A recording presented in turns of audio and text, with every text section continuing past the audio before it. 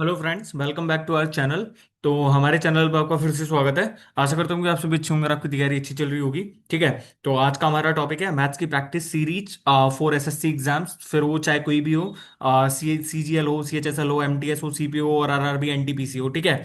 तो उसके लिए हम प्रैक्टिस सेट 7 लेके आए हैं। ठीक है। आपको पता है कि हमने 1 2 3 4 5 6 तक सेट्स डाल दिए हैं। उनकी सबकी लिंक आपको डिस्क्रिप्शन बॉक्स में मिल जाएगी, या फिर आप सर्च करके भी देख सकते हो कि मैथ्स की practice series by easy maths अड्डा। ठीक है। तो जो फर्स्ट 4 सेट्स देखोगे 1 2 3 4 वाले, तो उसमें क्या है कि मिक्सड क्वेश्चंस थे। अब भाई मिक्सड क्वेश्चंस का मतलब देखो भाई कि जो मेन एग्जाम रहेगा उसमें कोई एक टॉपिक से तो क्वेश्चन आने नहीं है, उसमें तो हर टॉपिक से क्वेश्चन आएंगे। तो भाई 1 2 3 4 हमने सेट्स में ऐसे करे थे कि भाई मिक्सड क्वेश्चन लिए थे। ठीक है। फिफ्थ और सिक्स में मैंने भाई सिर्फ और सिर्फ ज्योमेट्री के कॉन्सेप्ट्स लिए थे। ज्योमेट्री के जो जो भी इंपॉर्टेंट कॉन्सेप्ट रहे ना पिछले ईयर में, जो जो भी इंपॉर्टेंट रहे, तो वो मैंने समझाने का ट्राई करा। ठीक है। आज हम मैथ्स का प्रैक्टिस सेट 7 लेके आए हैं। तो ये भी हमारा क्या है कि मिक्सड ही है, मिक्सड क्वेश्चन है इसमें। ठीक है। और भाई पूरी तरह से पीवाईक्यू बेस्ड है, पूरी तरह से पीवाईक्यू बेस्ड, और ज्यादातर क्वेश्चंस कहूँ तो मैं 2024 के ही हैं। ठीक है। जो लेंदी लेंदी क्वेश्चंस आए थे ना कि भाई 2024 में यदि ऐसा 2025 में रिपीट हुआ, तो आप इन क्वेश्चंस को ऐसी अप्रोच लगाओगे और उससे करोगे। ठीक है। तो यदि वीडियो पसंद आए तो वीडियो को लाइक करना, शेयर करना और चैनल को सब्सक्राइब करना बिल्कुल मत भूलिएगा। और इस जो सोल्यूशन हम यहाँ पे करवा रहे हैं उसकी पीडीएफ आपको हमारे टेलीग्राम चैनल रिलीवेंट मॉक्स एसएससी में मिल जाएगी, जिसका लिंक आपको क्या है कि डिस्क्रिप्शन बॉक्स में मिल जाएगा। ठीक है। तो मेरे पास फर्स्ट क्वेश्चन आ रहा है, फर्स्ट क्वेश्चन की तरफ बढ़ रहा हूँ। मैंने क्वेश्चन की नंबरिंग नहीं करी है। ठीक है। लेकिन मैं इतना जरूर कह सकता हूँ कि भाई यहाँ से जाओगे ना, चाहे 20 क्वेश्चन हैं चाहे 25 क्वेश्चन हैं, लेकिन आपको लगेगा कि हाँ भाई कुछ सीखा है। ठीक है। तो मेरे पास फर्स्ट क्वेश्चन आ रहा है। फर्स्ट क्वेश्चन है मेरे पास, if A sine Q x plus में B sine sorry B cos Q x is equals to sine x cos X, and A sine X is equals to B cos X. ठीक है। Then find the value of A square plus में B square provided that X is neither 0 nor 90 degree. मतलब हमको यहाँ पे दिया हुआ है कि भाई, अब हम ऐसे नहीं कर सकते ना कि भाई एक्स को 0 रख दें या फिर 90 भी रख दें। तो भाई ये तो नहीं भी देता तो भी हमें पता चल जाता है यहाँ से ए अपॉन में बी का रेशियो या तो इनफाइनाइट बनेगा या फिर समथिंग। ठीक है। इस वजह से ये रेशियो दिया है यहाँ पे। ठीक है। लेकिन भाई ये रेशियो एक चीज और समझा रहा है हमको यहाँ पे कि मान लो मेरे पास A sine X is equals to B cos x है ना, तो मैं यहां से दो रिलेशंस निकाल सकता हूं। या तो मैं यदि टेन एक्स निकालूंगा तो टेन एक्स कितना आएगा मेरे पास, बी अपॉन में ए। और यदि कॉट एक्स निकालूंगा तो कॉट एक्स कितना आएगा मेरे पास, ए अपॉन में बी। ठीक है। मेरे पास सिर्फ और सिर्फ यही यहां से जो है निष्कर्ष निकल रहा है। ठीक है। अब मेरे पास इक्वेशन जो है, पहली इक्वेशन दी हुई है, तो पहली इक्वेशन को ध्यान से देखो कि A sine cube x plus में B cos Q x is equals to sine x cos x है। ठीक है। मैं यदि दोनों तरफ साइन एक्स कॉस एक्स से डिवाइड कर दूं, साइन एक्स कॉस एक्स से, तो मेरे पास यहां पे क्या बन जाएगा, ये यहां पे देखो A sine Q x plus में B cos Q x upon में मैं साइन एक्स कॉस एक्स कर रहा हूं। ठीक है। साइन एक्स कॉस एक्स कर रहा हूं। ओके। इज इक्वल्स टू मेरे पास कितना आएगा, यहाँ पे 1 आएगा। ठीक है। अब सीधा सीधा सा भाग देंगे तो साइन एक्स से साइन एक्स कट जाएगा, एक साइन कॉस टेन बना देगा। तो मतलब मेरे पास जो आ रहा है ना answer, A tan x into में साइन एक्स, प्लस यहां से यदि करूंगा तो मेरे पास कितना आएगा, बी कॉस एक्स इंटू में cot x is equals to 1। ठीक है। तो अब देखो यहां से ये टेन एक्स की वैल्यू है मेरे पास, ये कॉट एक्स की वैल्यू है। ठीक है। टेन एक्स की वैल्यू को जो बी अपॉन में ए रखूंगा, तो मेरे पास फर्स्ट टर्म क्या बन जाएगा, फर्स्ट टर्म मेरे पास बन जाएगा बी साइन एक्स, प्लस में ये क्या बन जाएगा मेरे पास, A cos X is equals to 1। ठीक है।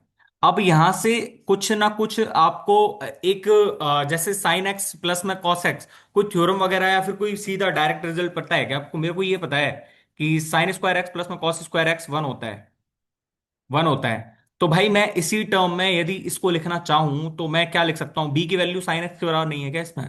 बी की वैल्यू साइन एक्स के बराबर है और ए की वैल्यू किसके बराबर हो जाएगी, कॉस एक्स के बराबर। तो यानी कि हम यहां से ए और बी की वैल्यू रखेंगे तो ए स्क्वायर प्लस बी स्क्वायर कितना आ जाएगा मेरे पास, 1। अच्छा क्वेश्चन था। ठीक है। इस वजह से यहां पे लिया गया है, 2024 में ही किसी शिफ्ट में पूछा गया है, आप जाके देख सकते हो। ठीक है। दूसरा क्वेश्चन है मेरे पास, दूसरा क्वेश्चन भी है भाई लीनियर रेस का इंपॉर्टेंट क्वेश्चन है। ठीक है। और भाई जिसने लीनियर रेस नहीं पढ़ी है ना, तो भाई पढ़ लेना एक बार, क्योंकि हर बार ये है ना जो सबसे इंपॉर्टेंट टॉपिक रहता है, ये सबसे इंपॉर्टेंट टॉपिक रहता है ये। ठीक है। और 2024 का ही क्वेश्चन है ये आपके सामने। ठीक है। तो भाई क्वेश्चन पढ़ लो एक बार। Atul gives Bishu a head start of 20 seconds in 900 metre race and beats him by 135 metre. हमने भी लीनियर रेस वाला करवा रखा है, लेकिन थोड़ा सा बेसिक वाला पार्ट है उसमें, मतलब ऐसे अब अच्छे अच्छे क्वेश्चंस में करवा रहा हूं तो भाई प्रैक्टिस सेट्स में ही तो ले रहा हूं मैं, ठीक है। तो मान लो हम Atul gives Bishu a head start of 20 seconds. Head start का मतलब क्या है कि मान लो यदि जो है अतुल है और ये बीशु है। अब मान लो ये जब डिस्टेंस में देता, मान लो ये देता 50 मीटर के हेड स्टार्ट, तो अतुल यहां से चलने स्टार्ट करता तो बीशु यहां से चलने स्टार्ट करता। लेकिन टाइम में यदि दे रहा हो, यदि डिस्टेंस में दिया है तो ऐसे है, लेकिन टाइम में देगा तो टाइम का मतलब ये है कि उसने बीशु को बोला कि बीशु तू पहले 20 सेकंड दौड़ ले, तब मैं दौड़ना स्टार्ट करूंगा। 20 सेकंड तू दौड़ ले तब मैं दौड़ना स्टार्ट करूंगा, ठीक है। तो यहां पे ये कह रहा है and beats him by 135 metre, मतलब बीट्स हिम बाय 135 मीटर कि बीशु है ना जो अभी भी यहीं पहुंचा है। 135 मीटर, मतलब मैं क्या कह सकता हूं कि यदि ए ने यदि टी टाइम लिया है तो बीशु ने कितना टाइम लिया होगा यहां तक पहुंचने में, T+20, क्योंकि 20 सेकेंड तो वो पहले ही चल चुका था ना। 20 सेकेंड तो वो पहले ही चल चुका था। तो मतलब अब यहां से मैं देखूं तो अतुल ने कितना चला है, अतुल ने 900 चला है। 900 और टी, ये उसकी स्पीड है, अतुल्स की स्पीड। यदि मेरे को अतुल्स की स्पीड पूछ ले तुमसे कोई अतुल्स स्पीड, तो वो क्या आएगी, 900 अपॉन में टी। और यदि यहां से बीशु की निकालू तो बीशु ने भाई T+ में 20 सेकेंड्स में सिर्फ इतना चला है, 900 माइनस 135, यानी कि बीशु ने चला है 765 अपॉन में T+में 20, ठीक है। ये बीशूज स्पीड है भाई, इसका शॉर्टकट भी होता है सीधा सीधा, लेकिन मैं आपको पहले थोड़ा लॉन्ग कट के थ्रू लेके जाना चाहूंगा, ठीक है। तो मेरे पास ये आ गई ना, ठीक है, मतलब ये फर्स्ट केस था मेरे पास, कि फर्स्ट केस मेरे पास ये है, ठीक है। अब सेकंड केस में मेरे पास क्या कह रहा है कि भाई Atul gives a start of 189 metre. अब उसने डिस्टेंस का स्टार्ट दिया है, ठीक है। तो मतलब जब अतुल ने कितना चला होगा, अतुल ने 900 चला होगा, तो विशु ने कितना चला है, विशु ने चला है वहां पे 711, ठीक है, 711 मीटर। अब ये कहना क्या चाह रहा है कि beats him by 8 seconds. Beats him by 8 seconds का मतलब अतुल ने फिर से यदि टी टाइम, अब देखो यहां पे भी हमने टी मान लिया और यहां पे भी ऐसे ही है, तो मैं इसको मान लेता हूं T1। यदि अतुल ने T1 टाइम लिया है तो बीशु ने कितना लिया है, T1+8। T1+8, ठीक है। In how much time can Bishu complete the full race of 900 metre, ठीक है, हमसे ये पूछ रहा है। तो भाई देखो, फर्स्ट ऑफ ऑल तो हम यहां से क्या निकालते हैं कि भाई जब देखो सेम रेस है और लीनियर रेस वाला जब भी कॉन्सेप्ट पढ़ेंगे तो भाई वहां पे सिर्फ एक ही चीज है कि भाई स्पीड कांस्टेंट, स्पीड कांस्टेंट, ठीक है। तो भाई हम स्पीड को इक्वेट करके देखेंगे तो भाई 900 अपॉन में टी इज इक्वल्स टू कितना आ जाएगा मेरे पास, क्योंकि अतुल की स्पीड तो यही थी ना। दोनों केसेस में जो स्पीड रहेगी वो हमारे पास क्या रहेगी, इक्वल रहेगी, ठीक है। तो मैं यहां से एक चीज देख पाया, टी अपॉन में T1 इज इक्वल्स टू 1:1 है। 1:1, मतलब ये टी और T1 मेरे पास बराबर बराबर हैं इस केस में, यहां पे ऐसा दिया हुआ है मेरे को, ठीक है। अब दूसरे केस में जब मैं विशु के थ्रू जाना चाहूंगा तो विशु मैं क्या कहूंगा, मतलब 765 अपॉन में T+20 इज इक्वल्स टू, मेरे पे क्या आ जाएगा यहाँ से, 711 अपॉन में T+8, T1+8, क्योंकि दूसरे केस में तो विशु की स्पीड इतनी ही थी ना, ठीक है। अब ये किसी ना किसी से कट रहा है, देखो 7 और 2 9 और 7 6 13 5 18, मतलब 9 से कट रहा है, देखो 9 8 72, 9 5 45, ठीक है। 9 7 63 और 9 9 81, ठीक है। तो मतलब मेरे पास यहां से अब कितना आ रहा है, इसको सॉल्व करने पे, इसको सॉल्व करना है मेरे को अब जस्ट 85 T1 प्लस ये 85 × 8 करूंगा, 85 × 2 करो, 170, 170 गुणा 4 कर दो तो 680 इज इक्वल्स टू, यहां से कितना आ जाएगा मेरे को 79 टी प्लस में ये आ जाएगा 1580, ठीक है। अब आप ये कहना चाहोगे कि सर मेरे पास वेरिएबल दो है लेकिन इक्वेशन तो सिर्फ यही आ रही है। तो भाई एक ये भी तो आएगा, मतलब ये भी तो इक्वेशन आ गई ना मेरे पास कि भाई जो T = T1 है, मतलब मैं दोनों को यदि इसको भी x मान लूं और इसको भी x मान लूं, तो यहां पे मैं दोनों की जगह x रखूंगा, तो यहां से कितना आ जाएगा, 6t आ जाएगा मेरे पास। मैंने जो है 6x मान के चल लो, चलो मैंने दोनों की जगह x रखा है ना, इज इक्वल्स टू, इसको इधर लेके जाएंगे तो 900, यानी कि जो x की वैल्यू है ना मेरे पास कितनी आ गई, यहां से 150 आ गई, 150 सेकेंड, 150 सेकेंड, ठीक है। जब x की वैल्यू 150 सेकंड्स आ गई तो t की वैल्यू भी 150 और T1 की वैल्यू भी 150। अब यहां पे क्या कह रहा है कि विशु को फुल रेस कंप्लीट करने में कितना टाइम लगेगा, तो विशु की स्पीड चाहे कहीं से निकाल लो बराबर बराबर आएगी। विशु की स्पीड यदि यहां से निकालेंगे हम, कहां से, T+20 यहां से निकालेंगे तो देखो 765 अपॉन में 170, और यदि यहां से निकालेंगे तो कितना आएगा मेरे पास, 711 अपॉन में ये आ जाएगा मेरे पास 158। इसको दोनों को सॉल्व करके देख लो, इसको 79 से काटेंगे तो 9/2 और इसको 85 से काटेंगे तो 9/2, वही तो आ रही है। तो विशु की स्पीड इतनी आ गई, विशु की स्पीड आ गई है मेरे पास, ये विशु की स्पीड, ठीक है। तो जब ये विशु की स्पीड आ गई तो मैं कितना टाइम लेगा वो 900 को पार करने में? 900 डिस्टेंस पार करी है उसने 765/170 की स्पीड से। ठीक है, तो अब सीधा सीधा ही कर दो इसको, तो 9/2 कर दो ना सीधा।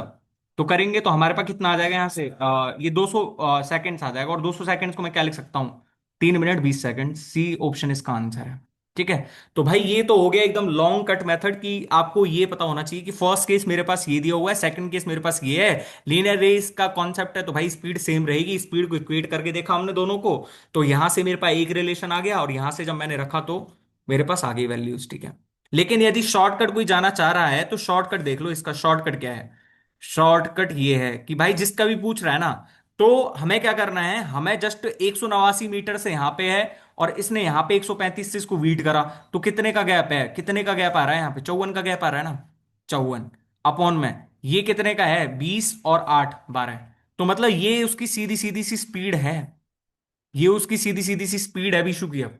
ठीक है, तो यहां से अब करेंगे तो 900 ओपन में 54 इंटू बटे में 12। अब यहां से भी सॉल्व करके देखोगे 200 सेकेंड ही तो है मेरे पास। ये सीधा सीधा शॉर्ट है, यदि शॉर्ट जाना है तो किसी। ठीक है, मैंने दोनों समझाने का ट्राई करा है यहाँ पे। ओके, ठीक है। तीसरा क्वेश्चन है भाई, इस तरह के क्वेश्चन ना हर शिफ्ट में पूछे गए। 2024 की कोई शिफ्ट भी उठा के देख लेना, मतलब मैंने तो हर दूसरी या तीसरी शिफ्ट में इस क्वेश्चन को पाया। ठीक है, तो मेरे पास क्या है क्वेश्चन यहाँ पे, सोहन बोरोव्स इज सम ऑफ 141,545। ठीक है, at the rate of 11% per annum simple interest.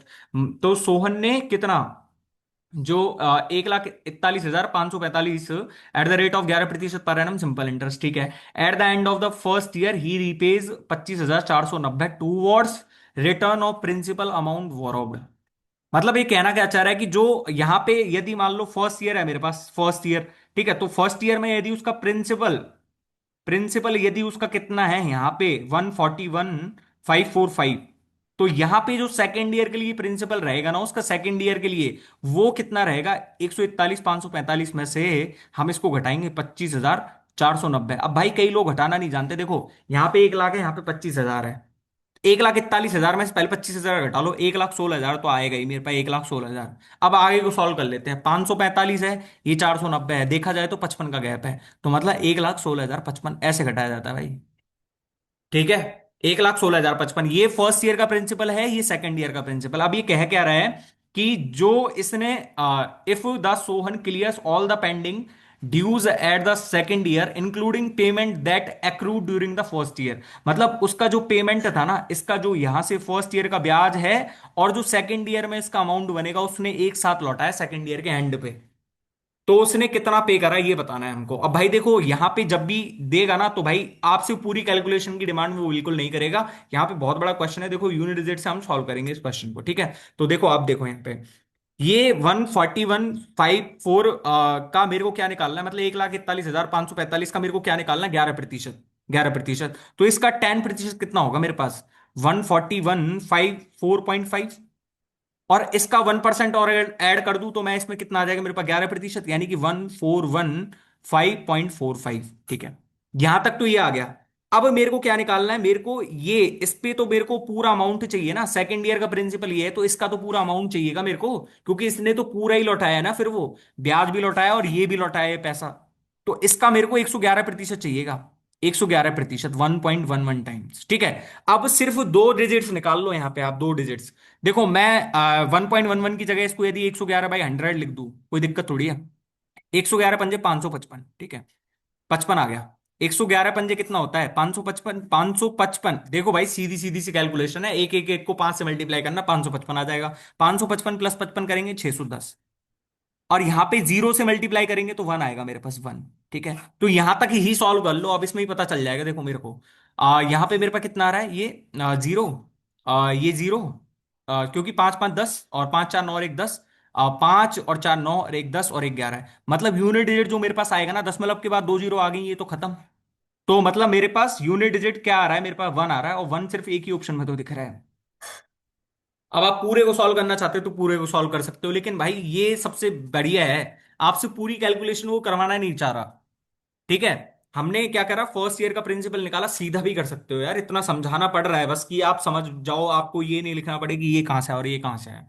ठीक है, अच्छा, चौथा क्वेश्चन है, और चौथा क्वेश्चन भी भाई देखो थोड़ा सा अलग दिया हुआ था। ये 2024 के किसी पीवाईक्यू में पूछा गया किसी शिफ्ट में। तो मैंने क्या करा, इसका थोड़ा डेटा चेंज करके मैंने कुछ और पूछा था। उसमें उसमें ये पूछा था कि मान लो मेरे पास ट्रायंगल एबीसी है, जिसकी सॉरी ट्रायंगल एबीसी है मेरे पास, और यहां से मेरे पास ये मीडियन हो गई एडी, और जो बी मेरे पास मीडियन है, एडी की वैल्यू मेरे को 9 सेंटीमीटर दी हुई है। AD is equals to 9 centimetre दी हुई है, और यहाँ पे बीई मेरे को 12 सेंटीमीटर दी हुई थी। ठीक है, तो मेरे को यहाँ पे ए बी निकालना था, ए बी। तो ए बी तो यहाँ से सीधे सीधे ही निकल जाएगा भाई। जब ये मेरे पास मीडियंस हैं दोनों, और एक दूसरे को राइट एंगल पे कट कर रही हैं। ठीक है, सॉरी मीडियंस हैं ये तो, ये दोनों राइट एंगल पे कट कर रही हैं, तो भाई मीडियन है तो ये मेरे पास क्या रहेगा, सेंट्रोइड, मतलब 2:1। और यहाँ पे भी कितना रहेगा, 2:1। तो जब ये पूरा एडी मेरे पास 9 है, तो ये मेरे पास 6 आ जाएगा, 6। और ये कितना आ जाएगा मेरे पास, यहां से 8 आ जाएगा, 6 8 10 का ट्रिपलेट होता है। तो ए बी की वैल्यू पूछ रहा था, 10 आ रही थी। लेकिन मैंने थोड़ा क्वेश्चन चेंज कर दिया। मैंने क्वेश्चन क्या लिखा है यहाँ पे कि AD and BE are the medians of the triangle ABC intersecting each other at right angle. अच्छा, मतलब यहाँ पे मेरे पास क्या कहना चाह रहा है कि मेरे पास कोई ट्राइंगल है एबीसी। भाई प्रैक्टिकली ये क्वेश्चन थोड़ा सा गलत भी हो सकता है, क्योंकि भाई मैंने ऐसा ट्राइंगल ले लिया जो बनाना ही साला पॉसिबल है नहीं। ठीक है, पर छोड़ो, उस बारे में बात नहीं करेंगे हम, क्योंकि 7 24 है मेरे पास, 7 24। 7 24 का मतलब जो तीसरी भुजा की लंबाई रहेगी ना, वो 7 से और किसके बीच में रहेगी यहाँ पे, जो है 31 के बीच में रहेगी, 17 से 31 के बीच में। ठीक है, लेकिन अलग आ रही थी वो थोड़ी सी। ठीक है, तो मेरे पास एसी की लेंथ मेरे को दी हुई है कितना, 7 सेंटीमीटर, और बीसी की लेंथ है मेरे को 24 सेंटीमीटर। ठीक है, अब यहाँ पे ए डी और मेरे पास जो है बीई है ना, जो मीडियंस हैं, मीडियंस हैं, मतलब ये मेरे पास बीई हो गया, और ये मेरे पास क्या हो गया, ई डी हो गया। ठीक है, तो मेरे पास यहाँ पे क्या निकालना था, मेरे को ए बी निकालना था, ए बी। तो ए बी सीधा सीधा सा डायरेक्ट कॉन्सेप्ट होता है, डायरेक्ट कॉन्सेप्ट याद रखना आपको, डायरेक्ट कॉन्सेप्ट याद रखना आप, कि यहां से मेरे पास क्या होता है, 5 AB का square is equals to AC का स्क्वायर प्लस में BC का स्क्वायर। यहां से सीधा कॉन्सेप्ट याद रखना है। ठीक है, अब इसको थोड़ा सा प्रूफ भी करके बता देते हैं आपको, चलो यहां से इतना भी क्या जल्दी हो रही है हमको। ठीक है, थोड़ा सा वीडियो लंबी तो जाएगी। मेरे पास दो मीडियंस थी ना, ये मीडियंस थी मेरे पास ये। ठीक है, ये मैंने ए माना, ये मैंने बी माना, और ये मैंने सी माना। ठीक है, अब यहाँ पे देख लेना, ये थोड़ा अलग फिगर बनाया मैंने। ठीक है, और यहां से मैंने दो साइड्स खींची हैं। अब मैं बीसी का स्क्वायर निकालना चाह रहा हूँ, यहाँ से बीसी का स्क्वायर, यहाँ पे ए बी का स्क्वायर था, लेकिन मैंने यहाँ पे बीसी का स्क्वायर कर लिया। ठीक है, चलो मैं यार फिगर को सेम ही बना लेता हूँ, आपको यार इतना भी प्रॉब्लम आएगी तो। ठीक है, मैंने क्या खींचा है, यहाँ से मीडियंस खींचे, मीडियंस। ओके, तो भाई मैं क्या कह सकता हूँ, जब ये मीडियंस है तो मतलब यहाँ पे ये सेंट्रोइड है ना, सेंट्रोइड। केंद्रक है ये, और केंद्रक माध्यिका को 2:1 में बांटता है। मतलब यदि ये 2x है मेरे पास, तो ये x यूनिट है मेरे पास, राइट। ठीक है, और यदि ये 2y यूनिट है मेरे पास, तो ये y यूनिट है मेरे पास, y यूनिट। ठीक है, अब ट्रायंगल, इसको देखो, इसको, इस वाले ट्रायंगल को देखो। अब मैं जिस पे फोकस करवा रहा हूं ना, उसको ही देखना है सिर्फ। 1 सेकेंड, इसको देखो। आप इसको देखेंगे तो मेरे पास एक चीज दिख रही है, ये 90 डिग्री का है। तो मतलब मैं क्या लिख सकता हूं, यहां से 4x स्क्वायर प्लस में y square is equals to A E. A E यानी कि AC² बाई 4। ए ई का स्क्वायर आता ना, और ए ई क्या है, AC/2, क्योंकि ये बीई मीडियंस है, तो ये और ये बराबर है। ठीक है, ऐसे ही यदि मैं इस वाले ट्रायंगल में देखूं, अब मैं देखो दूसरा पेन ले रहा हूं यहां से, और यहां से यदि इस वाले ट्रायंगल की तरफ फोकस करूं, तो ये मेरे पास राइट एंगल है। तो मतलब यहां से कितना आ जाएगा मेरे पास, 4y² प्लस में x² इज इक्वल्स टू, यहां से कितना आएगा मेरे पास, BC² बाई 4। क्योंकि BD का स्क्वायर आता, BD के स्क्वायर फिर BC² बाई 4 ही लिखते तब भी उसको। तो मेरे पास यहां से कितना आ रहा है, 5x² प्लस में 5y² की वैल्यू मेरे पास कितनी है फिर, AC² प्लस में BC² बाई 4। ठीक है, अब मेरे पास ये झमेला और खत्म हो जाए तो मैं निकाल पाऊंगा। ठीक है, तो ढंग से देखो, अब इस चित्र को देखो। मैंने ई और डी को मिला दिया, ई और डी को, ई और डी को मिला दिया। तो ये भी तो एक राइट एंगल है, ये भी तो एक राइट एंगल, मतलब मैं ई डी का स्क्वायर नहीं लिख सकता कि इस x² प्लस में y² की जगह, मतलब 5ED का square is equals to AC² plus में BC² बाई 4। और ई और डी मिड पॉइंट्स थे, ई और डी मिड पॉइंट्स थे, और मिड पॉइंट को मिलाने वाली रेखा तीसरी तीसरी भुजा का आधी होगी और उसके पैरेलल रहेगी। तो मतलब ये ईडी क्या है मेरे पास, AB² बाई 4 ही तो है। तो AB² बाई 4 लिखेंगे इसकी जगह, is equals to AC² plus में BC²। ठीक है, और यहां से 4 से 4 कट जाएगा, तो यही ऑप्शन आ जाएगा मेरे पास। लेकिन यहां से अब करके देखो तो 7 और 24 का मतलब 625 होएगा, और 625/5 करेंगे तो 125, यानी कि रूट 125 आ रहा है, और रूट 125 5 रूट 5 है। ठीक है। ओके। चलो। अच्छा, ये क्वेश्चन अभी कहीं ना कहीं से लिया गया था, ठीक है, लेकिन ये शायद पी वाई क्यू ही है, पिछले वाला, है ना, ये पी वाई क्यू ही है वैसे तो, लेकिन 2024 का नहीं है, ठीक है। तो मेरे पास क्वेश्चन क्या है पहले, 1 सेकेंड, 1 सेकेंड रुको।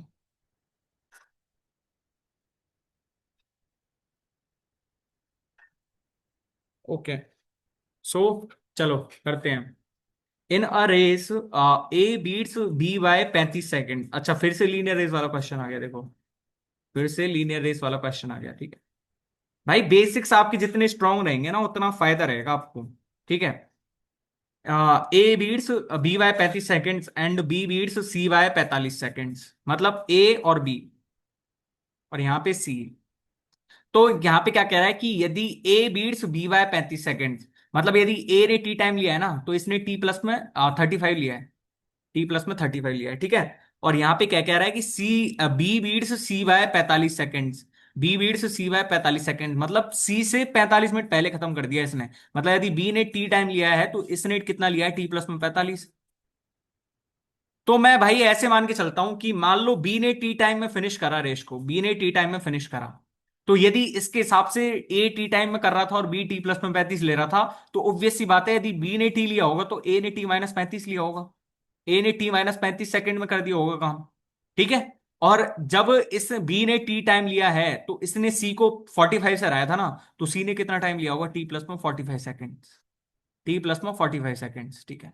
अभी क्या कह रहा है, the speed of B is equal to average speed of A and C, average speed of A and C, ठीक है।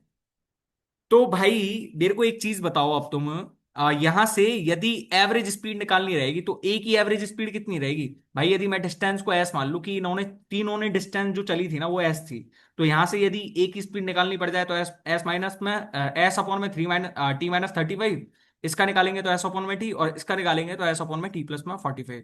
लेकिन यहाँ पे कुछ रिलेशन दिया हुआ है कि बी की जो स्पीड है ना, वो इन दोनों का एवरेज है, इन दोनों का एवरेज है, ठीक है। तो मैं यहां से देखो यदि यहां से लिखूंगा तो एस अपॉन में टी इज इक्वल्स टू, जब हमको दो उनका वो निकालना हो, 1 अपॉन में बी वन प्लस में 1 अपॉन में बी टू, और इसकी एवरेज स्पीड निकालनी है हमको, एवरेज स्पीड, तो एवरेज स्पीड क्या रहती है मेरे पास, एवरेज स्पीड मेरे पास क्या रहती है, बी वन, ठीक है। तो मतलब यहां से, ओके, हाँ, तो मैं ऐसे ही कर लेता हूँ, देखो एस अपॉन में टी है ना इसकी स्पीड, इसकी कितनी है, एस अपॉन में टी माइनस 35, और इसकी कितनी है, एस अपॉन में टी प्लस में 45। भाई सीधा सीधा भी लिखा जा सकता है, पर इनका एवरेज निकालना है मेरे को, इनका एवरेज, ठीक है। वैसे तो सीधा सीधा आप देख पा रहे होंगे यहाँ से 2v1 b2 अपॉन में वी वन प्लस में वी टू होती है, आप करके देख लेना कभी भी, है ना। यदि v1 b2 है तो average speed 2v1 b2 upon में V one plus B two, ठीक है। मैंने लिख के बता दिया यहाँ पे, एस से एस कट जाएगा पूरी जगह, तो मैं यहाँ से सॉल्व करने बैठूंगा तो मेरे पास कितना आएगा, 1/t इज इक्वल्स टू, अब देखो यहाँ पे, ये टी प्लस में 45, ये टी माइनस में 45, मतलब मेरे पास कितना बनेगा यहाँ पे, 2t प्लस में 10, इसको सॉल्व करने पे, टी प्लस में 45, टी माइनस में 45, 2t प्लस में 35 माइनस 10 करेंगे प्लस 10, ठीक है, इनटू में 2, क्योंकि ये 2 यहाँ घूम जाएगा ना, t - 35, मैंने स्टेप को भाई थोड़ा थोड़ा काट के लिख दिया बस, और कुछ नहीं है, ठीक है। पूरा लिखना पड़ता है ना, 2 से 2 काट देंगे, मतलब यहां से यदि मैं काटू इसको तो t+5 बार कट जाएगा ये, ठीक है।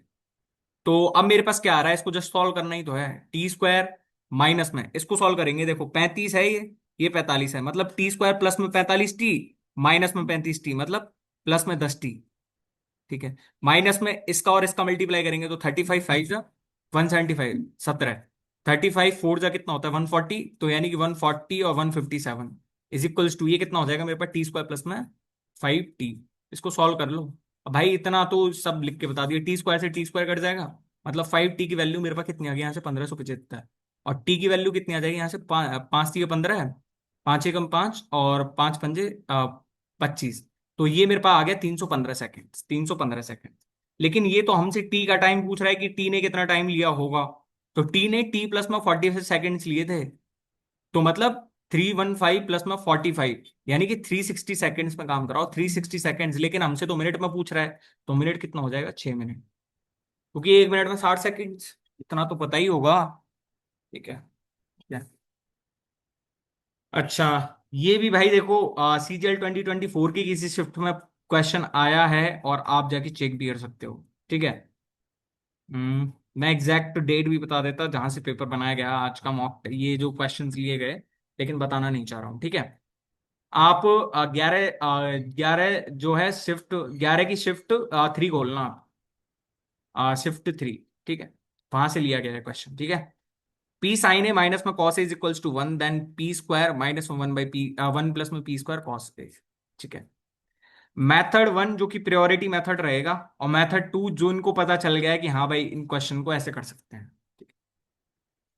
तो मेथड 1 तो क्या है कि मैं क्या रख लेता हूं, मेरे को पी की वैल्यू निकाल दूंगा यहां से, तो एक की जगह मैं 45 डिग्री रख रहा हूँ, सॉरी 45 डिग्री की जगह 1/√2, 1/√2 टर्म्स पाएंगे, तो ए की जगह मैं रख रहा हूँ 60 डिग्री। 60 डिग्री, ये 60 डिग्री क्यों रखा, क्योंकि 1 प्लस में 1/2 बन जाएगा यहाँ पे। ठीक है। तो यहाँ पे क्या बन जाएगा मेरे पास, P × √3/2 is equals to 1 plus में 1/2। यहां से इसको सॉल्व कर रहा हूं मैं अब इसको, तो यहां से करूंगा तो P × √3/2 इज इक्वल्स टू 3/2। 2 से 2 कट गया, यानी पी की वैल्यू मेरे पास √3 आ गई, √3। ठीक है। √3। तो अब इसको यहाँ पे सॉल्व नहीं कर सकते क्या आप, इसको यहाँ पे सॉल्व नहीं कर सकते अब आप। देखो, पी की जगह मेरे को 3 रखना है, 3। 3 माइनस, ये कितना आएगा, 4 इंटू cos 60, cos 60 1/2। तो ये यहां से कट गया, मतलब 3 - 2, तो मेरे पास कितना आ गया आंसर, 1 आ गया। ठीक है। ये तो है मेरे पास प्रायोरिटी मेथड, उनके लिए जिनको कुछ नहीं आता, लेकिन उनको थोड़ा सा वैल्यू पुटिंग मेथड आता है। तो वैल्यू पुटिंग मेथड तो ये है। ठीक है। लेकिन अब थोड़ा सा आपको जान पहचान के लिए कि भाई इसको ट्रिगोनोमेट्रिक फंक्शंस के हिसाब से कैसे करोगे क्वेश्चन को। ठीक है। तो भाई जनरलाइज मेथड देखते हैं अब इसका, बिल्कुल हमारे पास जो कॉस ए का फॉर्मूला रहता है, कॉस ए का फॉर्मूला, तो मेरे पास आधार अपॉन में कर्ण रहता है, पर यहाँ पे ना तो मेरे पास आधार है, ना मेरे पास कर्ण है, ना मेरे पास लंब है, मतलब परपेंडिकुलर भी नहीं है, बेस भी नहीं है मेरे पास, हाइपोटेनियस भी नहीं है। ठीक है। तो कैसे निकालोगे, तो ये हमको जो इक्वेशन दी है यहाँ पे, तो वो कुछ दिखाने के लिए तो नहीं दी है, हमको भाई सॉल्व करने के लिए दी होगी ना। पी साइन ए माइनस में cos A is equals to 1, लेकिन यहाँ पे साइन और कॉस दोनों की टर्म्स हैं, और साइन स्क्वायर प्लस में कॉस स्क्वायर 1 भी नहीं बना सकते, क्योंकि यहाँ पे पी स्क्वायर साइन स्क्वायर है, और यहाँ पे चाहे बनी कॉस स्क्वायर है। ठीक है। आपने ये थ्योरम्स तो पढ़ी है, साइन स्क्वायर प्लस में कॉस स्क्वायर 1, 1 प्लस में टेन स्क्वायर सेक स्क्वायर, और 1 प्लस में कॉट स्क्वायर बराबर कॉसेक स्क्वायर। तो यहाँ पे कुछ वैसा ही टर्म बनाने की कोशिश करो। मैं यदि पूरे इक्वेशन को कर रहा हूं भाग साइन से, या आप टेन से भी कर सकते हो, लेकिन टेन से फिर वही है कि यार पी स्क्वायर टेन स्क्वायर है और वगैरह वगैरह, तो मैं क्या कर रहा हूं, भाग साइन ए से कर रहा हूं। ठीक है। तो मेरे पास क्या बन रहा है, ये पी माइनस में cot A is equals to, ये मेरे पास क्या बन जाएगा यहां से, कॉसेक ए, कॉसेक ए। ठीक है। अब दिख रहा है ना भाई, मेरे को स्क्वायर चाहिए, तो स्क्वायर निकालते हैं एक बार, कि पी स्क्वायर माइनस में 2p कॉट ए प्लस में cot square A is equals to cosec square है। अब ध्यान से देखना, कॉसेक स्क्वायर माइनस में कॉट स्क्वायर 1, तो मैं यहां से सीधा लिख रहा हूं पी स्क्वायर माइनस में 2p कॉट ए की वैल्यू मेरे पास कितनी है, यहां से 1 है, 1। ठीक है। ठीक है। तो यहां से देखो, 1 माइनस में P square is equals to -2p cot A. यदि मेरे को माइनस हटाना है, तो पी स्क्वायर माइनस में 1 अपॉन में 2p आ रहा है मेरे पास, कॉट ए की वैल्यू। पर मेरे को तो पता है भाई कॉट ए क्या होता है, कॉट ए होता है मेरे पास आधार बटे लंब। तो आधार कितना है इसमें, आधार है मेरे पास p² - 1, और ये कितना है मेरे पास 2p है, तो ये मेरे पास सीधे सी होता है p² + 1। भाई p² - 1 2p और p² + 1 होता है ना, सीधा सीधा। ठीक है सर, हमें तो नहीं पता था, तो भाई निकाल लो फिर, यहां से इसका स्क्वायर करो, पी स्क्वायर माइनस में 2p² और प्लस में 1, फिर यहां से करो इसका स्क्वायर, जोड़ोगे तो वही उत्तर आ जाएगा आपके पास, ये वाला। ठीक है। तो ये p² + 1 है, मतलब यहां से यदि मैं इसकी वैल्यू निकालना चाहूंगा अब, तो यहां से क्या आएगी, p² माइनस में 1 प्लस में p² इंटू में कॉस ए कितना है मेरे पास, p² माइनस में 1 अपॉन में p² + 1। क्यों, ल- ये मेरे पास 90 डिग्री है, ये मेरे पास क्या है, आधार है, ये मेरे पास लंब है, ये मेरे पास हाइपोटेनियस है। ठीक है। तो ये कट गया मेरे पास, तो मेरे पास क्या बचा, 1 - में p² प्लस में 1। तो ये आया ना उत्तर। 1 - में, सॉरी, हाँ, p² - में p², यार, p² - में p² और प्लस में 1। ठीक है, तो p² से p² कट गया, 1 आंसर आ रहा है। ओके, ठीक है। अच्छा भाई, देखो, CGL 2025 का फिर से एक क्वेश्चन आ गया, लेंदी क्वेश्चन, जिसे आप बोलते हो ना, लेंदी क्वेश्चन था सर, हुआ नहीं पेपर हुआ। Okay. In an election between two candidates, P and Q got 78, sorry, P and Q, P got 78% of the total valid votes. If the total votes of the electorate was 756 4 times 0, then मतलब 75,60,000, what was the number of valid votes that Q got if 10% of the voters did not cast their vote and 15% of the votes polled were declared invalid? तो कैसे हो जाएगा ये? तो सीधा सीधा 756 4 times 0 मतलब 75,60,000 को कितने, मतलब 10% ने वोट नहीं दिया, मतलब 10 में से 9 ने वोट दिया, तो 9/10 ने वोट दिया है टोटल। उनमें से कितने वैलिड हैं? 15% इनवैलिड थे, तो वैलिड कितने हो जाएंगे? 17/20। भाई 3/20 इनवैलिड थे। ठीक है। और फिर यदि पी को इतना मिला है, पी को 78 मिल गया, तो क्यू को कितना मिला होगा? 22%। तो 22% कितना हो जाएगा मेरे पास? 11/50। इसकी वैल्यू हमें निकालनी है सीधी सीधी। अब बात खत्म, बात खत्म। ठीक है। तो ये 50 × 20 कितना होता है? 50 × 20 होता है मेरे पास 1000, और 1000 × 10 करूंगा तो मेरे पास 10,000, मतलब ये यहां से यहाँ कट गया। तो 756 इंटू, ये कितना है? 17 × 136 है, सॉरी 17 × 153 यार, इंटू में 11। अब इसको सॉल्व करने से पहले मैं एक क्वेश्चन, मैं जो है आपको थोड़ा बहुत कुछ बताना चाहूंगा यहाँ पे, कि भाई इसको सॉल्व करने बैठोगे आप, है ना? और कई तो ये सोच रहे होंगे 11 का मल्टीपल देख लेते हैं, 9 का मल्टीपल देख लेते हैं, 8 का मल्टीपल देख लेते हैं, 7 का मल्टीपल देख लेते हैं। लेकिन भाई मल्टीपल चेक करने तक की जरूरत नहीं है इस क्वेश्चन में। इस क्वेश्चन में मल्टीपल तक चेक करने की जरूरत नहीं है। मैं सीधा सा 750 × 150 करो, बहुत बड़ी संख्या आएगी। 0 0 15 5 75 7, और 15 × 7 105, 105 और 7 112। मतलब यार इनका और इनका गुणा करने पे ही मेरे पास ये आ रहा है। अभी तो 6 और रह रहा था इसमें, और ये 153 से मल्टीप्लाई करना था, फिर उसका 11 से मल्टीप्लाई होगा। तो ये बहुत बड़ी संख्या है ये लाखों में नहीं है, ये 10 लाख में जाएगी संख्या सीधी। इतना अच्छा सा क्वेश्चन था ये, लाखों में नहीं है ये संख्या। समझ रहे हैं? या फिर आप थोड़ा ऐसे, यदि थोड़ा दिमाग लगा रहे हो कि भाई 10% ने नहीं दिया तो 90%, 90% में से भी 15% ने नहीं दिया, फिर उसका 78% निकालोगे, तो भाई बहुत टफ हो जाता है फिर वो क्वेश्चन। ठीक है। अच्छा भाई, देखो, CGL 2024 में जो असली रोना धोना था ना, तो वो इन ही डेटा इंटरप्रिटेशन वाले सवालों का था, कि सर बहुत तगड़ी कैलकुलेशन थी, बहुत तगड़ी। पर उस कैलकुलेशन को अब हम बताएंगे ना यहाँ पे कैसे करना था question. The following bar graph shows the circulation growth of a magazine ABC from July 2022 to December 2022. During October to December, there was an even growth rate, the average of which is okay. मतलब अक्टूबर to दिसंबर तक जाना है, अक्टूबर से दिसंबर तक, यहां से यहां तक। तो एवरेज ग्रोथ रेट निकालनी है, एवरेज ग्रोथ रेट। तो एवरेज ग्रोथ रेट का है क्या निकलेगी? एवरेज ग्रोथ रेट होगी क्या, कि हम पहले अक्टूबर से नवंबर का निकाल लें, और फिर नवंबर से दिसंबर का निकाल दें। तो जो इसमें रेट आएगी और जो इसमें रेट आएगी, उन दोनों का एवरेज निकाल देंगे हम, उन दोनों का एवरेज निकाल देंगे हम। ठीक है। अब ढंग से देखो इन क्वेश्चंस में क्या था क्या नहीं था। ठीक है। ये भाई 2 लाख है मेरे पास, 2 लाख के समथिंग है, और ये है मेरे पास 2,04,000 के समथिंग। तो मतलब इसमें 4,000 का तो गैप है ही, 4,000 का गैप तो है ही। अब 189 से मेरे को 333 पे पहुंचना है, तो 200 और 700, 900, मतलब 700, तो 744। यानी कि यहाँ पे जो गैप आ रहा है ना, वो आ रहा है 4,744 का गैप आ रहा है यहाँ पे, 4,744 का गैप आ रहा है यहाँ पे। आप कैसे करोगे लिख के? भाई 2 लाख है। यहाँ पे क्वेश्चन में कई बार हमको हिंट दी हुई रहती है कि भाई इस क्वेश्चन को ऐसे कर सकते हो सॉल्व। यहाँ पे इजी सी संख्या है ये, तभी हम निकाल सकते हैं भाई। 2 लाख की समथिंग है, और 4,000 है ये यहाँ पे ये 2 लाख है, यहाँ पे ये 2,04,000 है, तो 4,744 का गैप है इसमें। ठीक है। और यहाँ पे हम देखें तो 281, मतलब ये 2,10,000 के आसपास पहुंच गया। और ये कहाँ 2 लाख जीरो, 2 लाख 4 हजार के आसपास ही है। ये 11 हजार है, ये 4 हजार है। तो 700 का, 7 हजार का डिफरेंस तो मेरे को वैसे ही दिख रहा है, 7 हजार का डिफरेंस। लेकिन भाई एक्चुअल में 7 हजार नहीं है वो, एक्चुअल में 7 हजार नहीं है। ये 4,933 ही रह गया, 2,04,933। ये रह गया 11,885। पर ये यदि 11,933 होता तो एग्जैक्ट मेरे पास 7 हजार आ जाता। लेकिन उससे 933 - 885, यानी कि 33 - 15 करेंगे तो मेरे पास 7 हजार से ये 48 कम है, 7 हजार से 48 कम है। तो मतलब 6,952 का गैप है, 6,952 का गैप।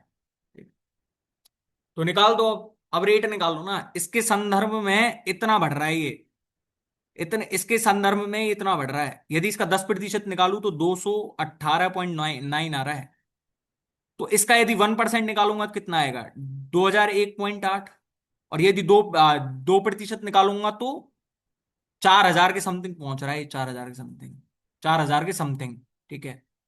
पर हमको तो 4 हजार से 700 और ज्यादा दिया हुआ है, 4 हजार से 7 ज्यादा और दिया हुआ है। मतलब ये अप्रोक्स कितना, यदि इसका मैं 0.1% निकालूंगा तो 200। तो मतलब ये तो 700 के समथिंग है। तो मेरे पास संख्या ये लगभग कितना रहा होगा, मेरे पास ये लगभग रहा होगा 2.3 के आसपास। 2.3 के आसपास में मान लो इसको, 2.3 के आसपास ही रहा होगा ये तो। भाई 2.3 के आसपास ही तो रहा होगा ये। और यदि इसमें हम जाएं 2049-33, तो 1% निकालूंगा 2049.33। तो 2049 को गुणा 3 से करूंगा तो 6,147 आता है। 2,000 गुणा 3 करो 6,000, 49 गुणा 3 करो 6,147। ठीक है। तो 6,147 मतलब ये 6,147 से 805 ज्यादा है। तो भाई इसमें तो ये 4 को और संभालेगा, क्योंकि 204 × 4 करूंगा मैं तो 816 आता है मेरे पास। लेकिन मेरे पास तो 805 का गैप है। तो मतलब मैं यहाँ पे क्या कह रहा हूं कि ये मेरे पास कितने के बराबर है, लगभग 3.4 के आसपास पहुंच रहा है, 3.4 के आसपास, 3.4 के आसपास, क्योंकि 3% तो पूरा है। और फिर उसमें 4 टाइम्स को और समा रहा है ये, तो 3.4। मतलब यहाँ पे अप्रोक्स 3.4 रही, यहाँ पे अप्रोक्स 2.3 रही। इसका लगेंग करेंगे तो 2 से तो नीचे ही जाएगा, 2 से तो नीचे ही जाएगा। लेकिन देखो यहाँ पे 2.3% है और यहाँ पे 3.4 है। यदि दोनों 2.5 2.5 भी होते ना तो भी ये 2.5 से तो नीचे नहीं जाना था। तो 2.4 भी एक नहीं है ऑप्शन, 2.9% इसका answer.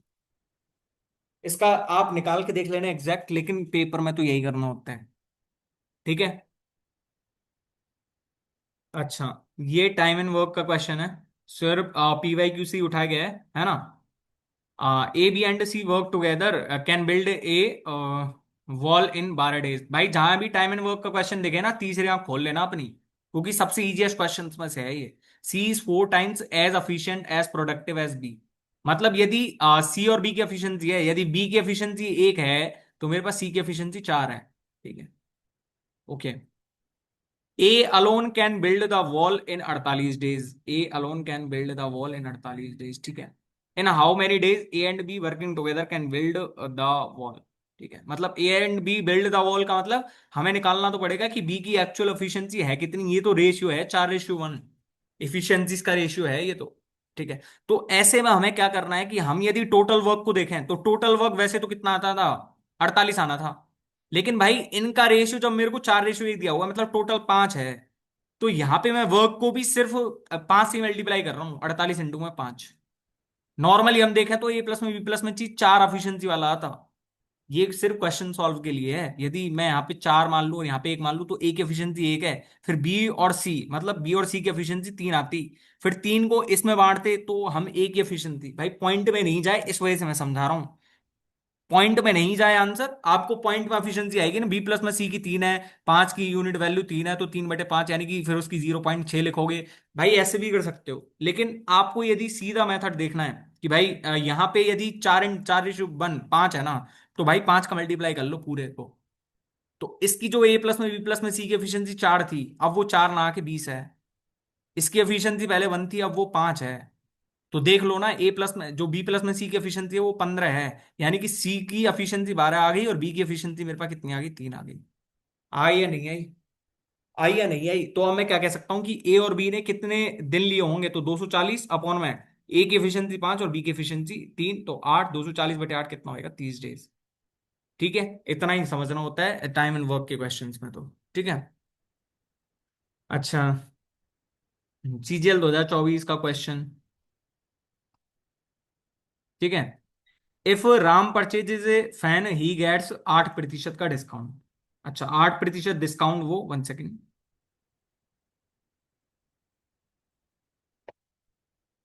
1 second.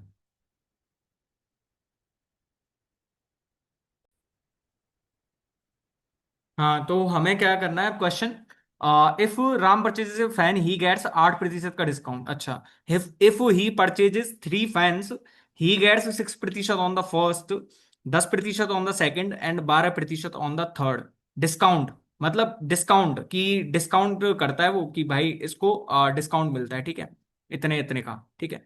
If the price paid by the Ram for the 3 fans is 6800, then what will be the marked price of each fan. मतलब यहाँ पे जब marked price of each fan पूछ रहा है तो ऑब्वियस सी बात है कि भाई एक का तो नहीं पूछा होगा हमसे। सॉरी, ईच का एक का ही पूछा है ना हमसे।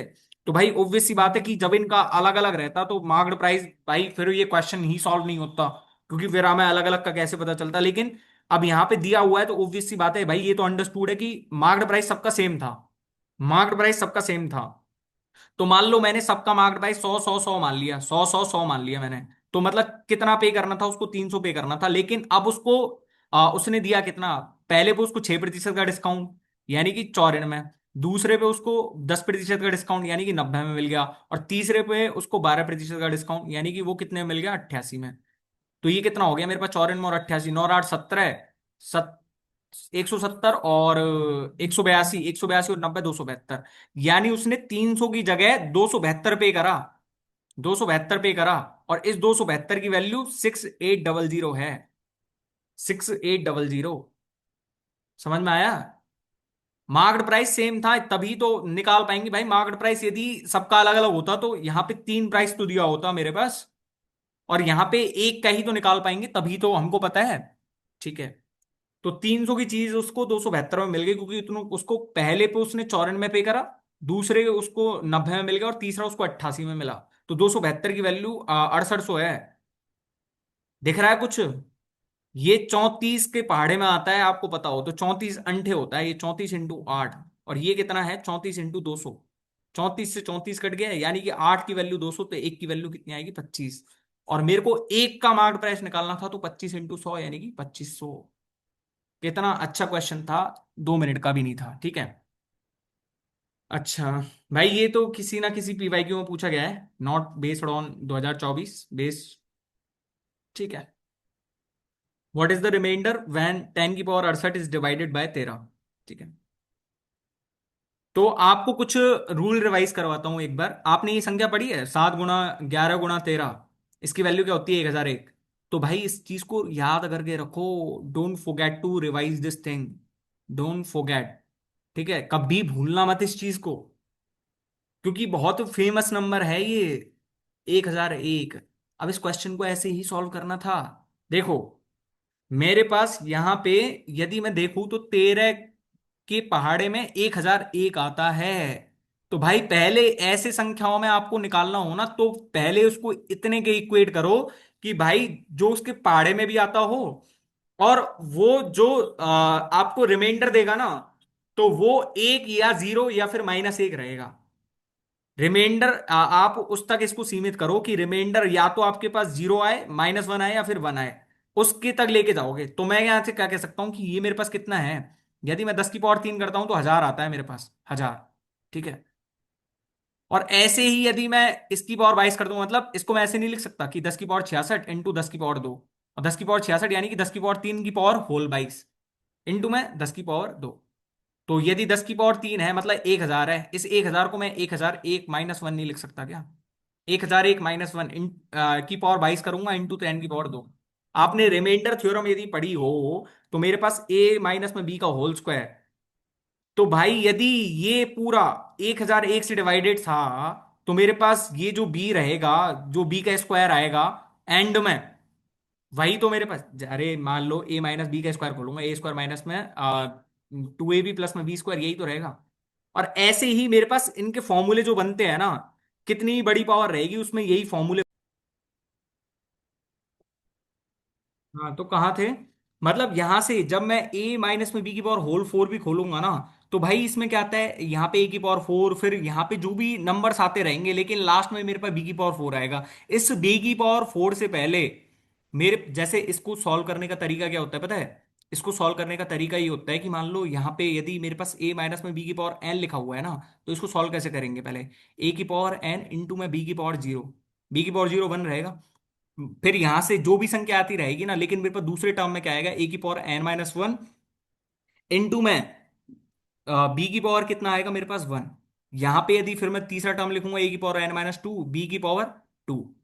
तो भाई मैं क्या कर रहा हूं कि यहां से जो मैंने a माइनस बी का होल स्क्वायर लिखा ना, तो इसमें मेरे पास पहले टर्म को छोड़ के, पहले टर्म में तो पूरे एक ही टर्म है, दूसरे में बी की टर्म आएंगे, लेकिन लास्ट टर्म जो मेरे पास रहेगी वो बी स्क्वायर रहेगी ना। इस बी स्क्वायर से पहले जितनी भी टर्म रही होंगी ना, सबके साथ ए आया है, सबके साथ ए आया है। मतलब मैं कहना ये चाह रहा हूं कि 1001 माइनस में एक का होल पावर 22 है। तो मैं इसको खोलने बैठूंगा ना, तो हर टर्म में मेरे को 1001 दिखेगा, लास्ट वाली टर्म को छोड़ के। तो मतलब इसका जो मैं रिमाइंडर अब 13 से भाग दूंगा इसको, तो रिमाइंडर कितना आएगा मेरे पास? 1 1। तो मेरे को सिर्फ 10 की पावर 2 में 13 को डिवाइड करके देखना था, देखो। 1 की पावर होल वाइज करूंगा तो मेरे पास कितना आ जाएगा फिर? 1 की पावर होल वाइज यानी कि 1 ही रिमाइंडर आना है, उसकी पावर भी करेंगे। तो 1 इंटू 10 की पावर 2, यानी कि मेरे पास 100 में 13 का भाग देंगे अब मैं। और 100 में 13 का भाग देंगे, 13 7 91 आएगी, 9 रिमाइंडर है मेरे पास। 9 रिमाइंडर है मेरे पास। ठीक है। मैं कहना क्या चाह रहा हूं ये समझ गए ना आप, कि भाई 1001-1 है ना, तो लास्ट टर्म को छोड़ के सब टर्म्स में इसमें 1001 आएगा। जैसे कि यहां पे देख लो, इसका ऐसे विस्तार होता है, ऐसे विस्तार होता है इनका। ठीक है। अरे मैं चाहूंगा इसका मेरे को थोड़ा सा कमेंट बॉक्स में आंसर बताएं इसका। ठीक है। मैं पहले करवा चुका हूं इसको, ये यूपीएससी सी सेट का क्वेश्चन है। यूपीएससी सी सेट 2025 का क्वेश्चन है ये, और मैं करवा चुका हूं इस क्वेश्चन को। मेरे को इसका आंसर थोड़ा सा कमेंट बॉक्स में बता दीजिए आप। ठीक है। अच्छा। ये क्वेश्चन भी भाई सीजीएल 2024 से ही उठाया गया है। ठीक है। 2000 ये 11 तारीख की कोई शिफ्ट है, 11 कि सितंबर के महीने में हुए थे ना, 11 सितंबर की कोई शिफ्ट से उठाया गया क्वेश्चन है ये। ठीक है। In a rhombus ABCD, O is any interior point such that OA is equals to OC। First of all जो rhombus होता क्या है? rhombus ये होता है कि जिसको चारों साइड समान हो, मतलब ए, और जिसके विकर्ण जो है ना, विकर्ण एक दूसरे को राइट एंगल पे प्रतिच्छेद करेंगे। राइट एंगल पे क्या करेंगे? प्रतिच्छेद करेंगे, एक दूसरे को बाइसेक्ट नहीं करेंगे।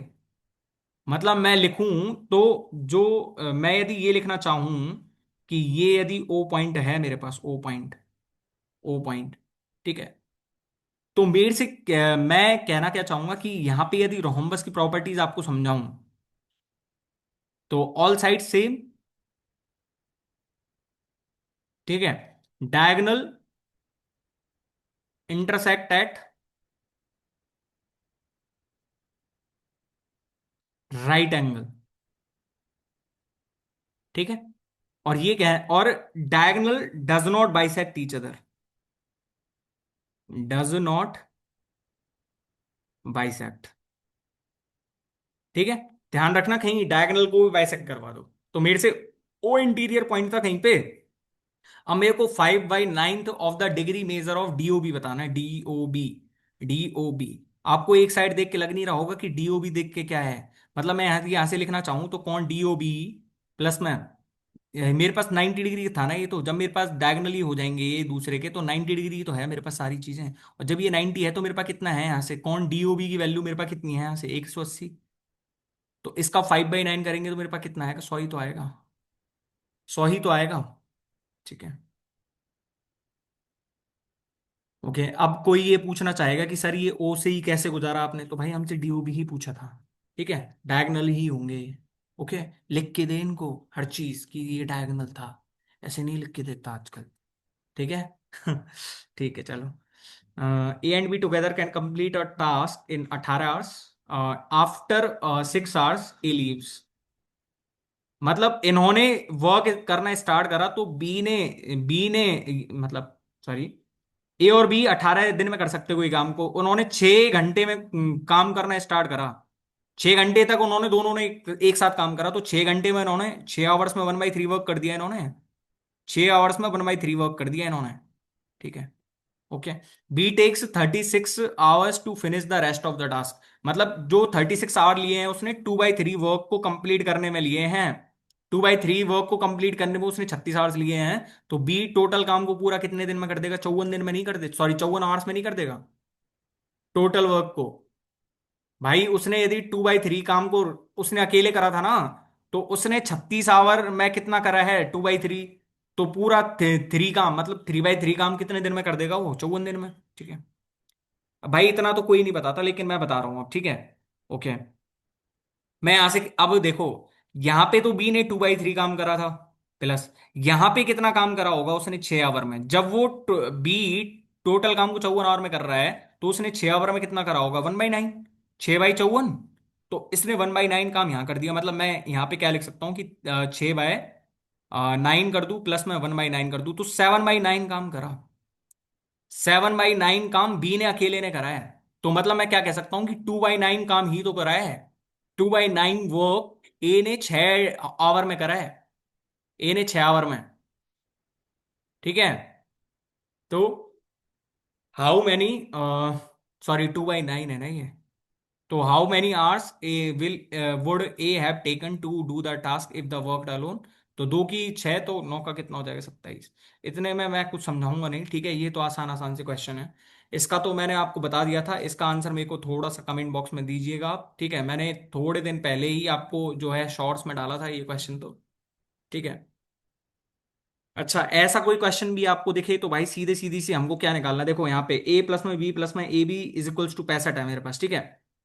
तो देखो भाई, मेरे को कोई तरीका नहीं दिख रहा है इस क्वेश्चन को सॉल्व करने का, और यहाँ पे ए और B less than equal to 15 है। पर फर्स्ट ऑफ ऑल ये चीज ध्यान रख लेना कि हम ए और बी की सेपरेट सेपरेट वैल्यूज कभी फाइंड नहीं कर सकते यहाँ से।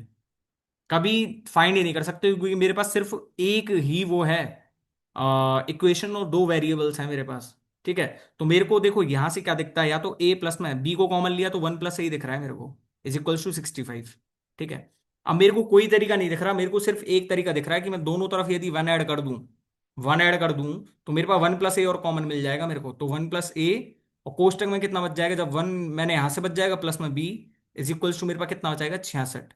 अब यहाँ पे वैल्यू सिर्फ गैस करनी है मेरे को, गैस करनी है मेरे को। देखो 22 3 66 होता है, आपके मन में सीधा सीधा आएगा ना 22 3 66। लेकिन भाई जब 22 3 66, तो ए की वैल्यू कितनी है? 21। और इसकी वैल्यू कितनी है? 2 है। पर ए और B less than equal to 15 है ना, तो ये तो मेरे पास वैल्यू पॉसिबल ही नहीं है। लेकिन 11 6 66 भी तो होता है। तो ए की वैल्यू 10 ले सकता हूं मैं, और बी की वैल्यू मैंने कितनी ले ली होगी? 5। तो देख लो, 10 और 1 11, और 5 1 6 66। लेकिन भाई मैं उल्टा भी तो कह सकता हूँ कि इसकी वैल्यू मैंने 5 ले ली, इसकी वैल्यू 10 ले ली। तो हम एक्चुअल वैल्यू फाइंड कर पाए क्या? एक्चुअल वैल्यू हम फाइंड नहीं कर पाए, लेकिन हमको से डिफरेंस पूछ रहा था। तो डिफरेंस क्या हो गया? 5 हो गया इसका, सीधा। ठीक है। अच्छा, ये क्वेश्चन भी सीधे सीधे से ही क्वेश्चन है ना? मैंने शॉर्ट में भी डाला था। ओके। तो देख लो इस क्वेश्चन को कैसे करोगे। 2 की power x is equals to 3 की power y is equals to 12 की पावर z, के मान लो किसके बराबर, किसी के बराबर तो रहे होंगे। तो यहां से यदि 2 की वैल्यू निकालना चाहोगे तो k की पावर 1/x, 3 की वैल्यू निकालना चाहोगे तो k की पावर 1/y, और यदि 12 की वैल्यू निकालना चाहोगे तो k की पावर 1/z।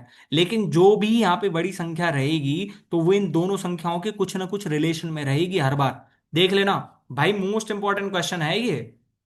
नहीं कर पाओगे यदि नहीं तरीका पता है तो। क्योंकि ऐसी पावर मैं तो भाई गाइड नहीं कर सकता हूं यहां से कि भाई एक्स और वाई की वैल्यू मैं हिट एंड ट्रायल लगा के निकाल लूं, जिसकी वैल्यू 12 की पावर जेड के भी बराबर हो जाए। तो मैं, मेरे में तो इतनी क्षमता है नहीं इस जन्म में तो, ठीक है। तो मेरे को यहाँ पे 2 की अलग से वैल्यू निकल गई, 3 की अलग से वैल्यू निकल गई, लेकिन ये जो 12 है ना, तो 12 मेरे को क्या दिया हुआ है यहाँ पे? 2 into 3 is equals to k की पावर 1/z है। तो यहां से अब जमाऊंगा तो मेरे पास कितना आएगा? देखो k की पावर 2/x, क्योंकि ये 1/x इंटू 1/x होएगा, ठीक है। इंटू k की power 1/y is equals to k की पावर 1/z। जब बेस सेम हो तो पावर जुड़ जाती है, और बेस तो कट जाएगा दोनों तरफ से। तो 2/x प्लस में 1/y is equals to 1/z। और हमसे इसकी वैल्यू पूछी है, तो इन दोनों को इधर लेके चल जाओ तो जीरो आंसर तो आ रहा है। ठीक है। अच्छा, क्वेश्चन हो गए, होने को आ गए बस अब तो। एक क्वेश्चन, 3 क्वेश्चन और हैं ये, ठीक है। बहुत जल्दी खत्म हो गया आज तो। Rectangular courtyard is 4 metre 95 centimetre long and 16 metre 65 centimetre broad. It is to be paved with the square tiles. मतलब यहाँ पे कोई स्क्वायर, मेरे पास रेक्टेंगल वो है और यहाँ पे मेरे को स्क्वायर टाइल्स लगानी है, ठीक है, सेम साइज की लगानी है। Find the least number of such square tiles. Least number of such square tiles मतलब बड़ी से बड़ी टाइल लगानी पड़ेगी मेरे को। भाई लीस्ट नंबर है मतलब मेरे को यहाँ पे जब ये लीस्ट नंबर टाइल लगानी है मेरे को, तो बड़ी से बड़ी लेनी पड़ेगी। बड़ी से बड़ी टाइल लगानी पड़ेगी मेरे को, और बड़ी से बड़ी लगानी पड़ेगी। ऑब्वियस सी बात है कि मेरे पास भाई एचसीएफ निकालना पड़ेगा मेरे को दी हुई भुजाओं का। तभी तो मेरे पास जो है बड़ी से बड़ी टाइल निकलेगी ना। तभी तो मेरे पास बड़ी से बड़ी टाइल निकलेगी ना। भाई लीस्ट नंबर ऑफ टाइल्स का मतलब, अब ये यूं कह देता कि भाई फाइंड द मैक्सिमम, तो मैक्सिमम तो कितना भी हो सकता है, साइज को कितना भी छोटा कर दो, साइज को कितना भी छोटा कर दो, ठीक है। लेकिन लीस्ट निकालनी है तो भाई बड़ी से बड़ी टाइल लगा के चलो, कि बड़ी से बड़ी सेम साइज की टाइल हम कौन सी लगाएं। तो सेम साइज की टाइल मतलब इन दोनों का एचसीएफ निकलेगा मेरे यहां से, एचसीएफ।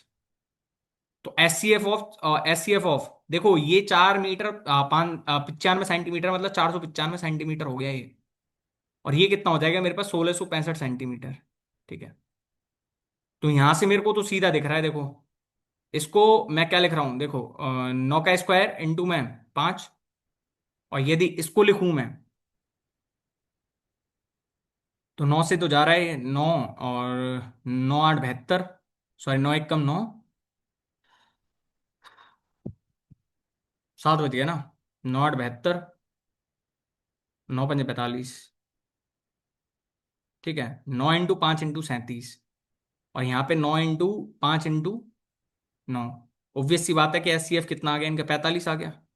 मतलब जो स्क्वायर साइज की जो टाइल आई ना, वो बड़ी से बड़ी टाइल, उसकी भुजा है 45 सेंटीमीटर मेरे पास। तो अब कितनी टाइल्स लगानी पड़ेंगी, ये लगा लो।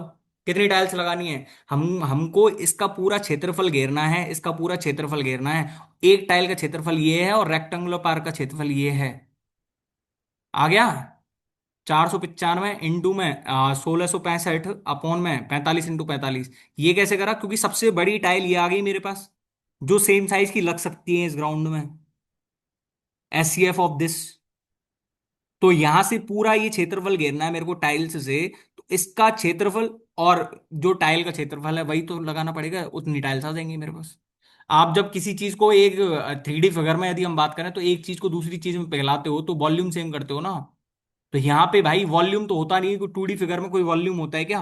2D फिगर में तो सिर्फ ये है कि उसका तो हमारे सरफेस रहेगा, सेफ शेप रहेगा, शेप और साइज एक ही डायमेंशन है।